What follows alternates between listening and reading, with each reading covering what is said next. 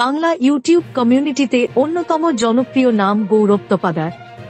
তাঁর প্রেতকথা ইউটিউব চ্যানেলের প্রতিটি গল্প পডকাস্ট কার্যত গোগ্রাসে গেলেন নেটিজেনরা। দাদাগিরিতে গিয়েও প্রেতকথার ঘটনা শুনিয়ে এসেছেন তিনি। পাশাপাশি তাঁর কণ্ঠে গানও অনুরাগীদের খুবই পছন্দের।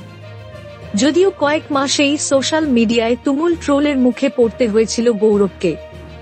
একটি সম্পর্ক ভাঙার পরেই তড়িঘড়ি দ্বিতীয় সম্পর্কে জড়িয়ে আইনি বিয়ে সেরে ফেলায় ট্রোলড হয়েছিলেন গৌরব।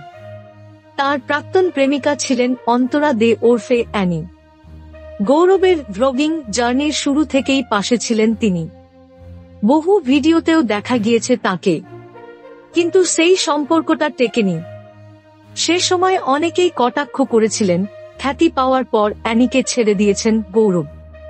তার আইনি বিয়ে কম সমালোচনা হয়নি, তবে সে সময় সপাট জবাবে নিন্দুকদের মুখ বন্ধ করে দিয়েছিলেন গৌরব।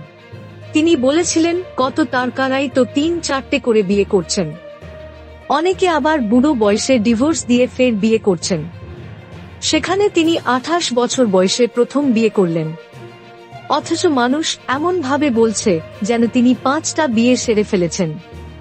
গৌরব স্পষ্ট বলেছিলেন, যারা তাকে নিয়ে একটা বলছেন তাদের সবার কি প্রথম ভালোবাসার সঙ্গেই বিয়ে হয়েছে। তার মতে, জীবনে যারা আসেন তারা ভগবানের পাঠানো দূত, আর গৌরবের কাছে তার আইনত স্ত্রী প্রিয়াঙ্কা ভগবানের পাঠানো সেই দূত। গত বছর এপ্রিল মাসেই প্রিয়াঙ্কার সঙ্গে আইনি বিয়ে সারেন গৌরব। চলতি মাসেই সামাজিক বিয়েটাও সেরে ফেলবেন তারা। প্রসঙ্গত, গৌরবের স্ত্রী প্রিয়াঙ্কা রবীন্দ্রভারতী বিশ্ববিদ্যালয় থেকে পাশ করেছেন। তিনি পেশাদার নৃত্যশিল্পী।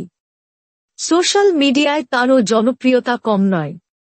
নেট মাধ্যমে নাচের ভিডিও শেয়ার করার পাশাপাশি নানান জায়গায় শো করে থাকেন Priyanka. Thank you so much for watching our videos.